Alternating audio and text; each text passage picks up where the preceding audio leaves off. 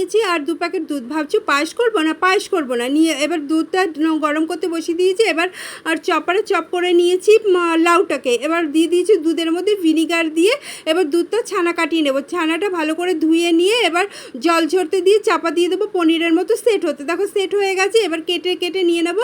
এবার একটা বাটিতে কর্নফ্লাওয়ার নিয়ে 2 চামচ কর্নফ্লাওয়ার আর নুন দিয়ে ভালো করে পাতলা করে গুলিয়ে নিয়েছি। এদিকে কড়াতে তেল দিয়ে কড়া গরম হয়ে গেলে ওই পনিরগুলো ডুবিয়ে ডুবিয়ে মানে লাল লাল করে ভেজে নেবো। এদিকে টমেটো, আদা, কাঁচা লঙ্কাটা পেস্ট করে নিচ্ছি, ওই পেস্টের মধ্যে একটুখানি চারমগজ আর কাজু বাদাম দিয়েছি। এদিকে গোটা গরম মশলা আর শুকনো লঙ্কা, তেজপাতা, গোটা জিরে দিয়ে ফোড়ন দিয়ে এবার ওই মশলাটা দিয়ে দিয়েছি। ছিল হচ্ছে 2 চামচ নারকোল বাটা ছিল, তাই দিয়ে দিয়েছি। আর এবার মিক্সি ধোয়া জল দিয়ে জিরে গুঁড়ো দিয়ে ভালো করে কষিয়ে নিয়েছি। এবার দিয়ে দেবো জল, জলটা ফুটে উঠলে পনিরগুলো দিয়ে দেবো।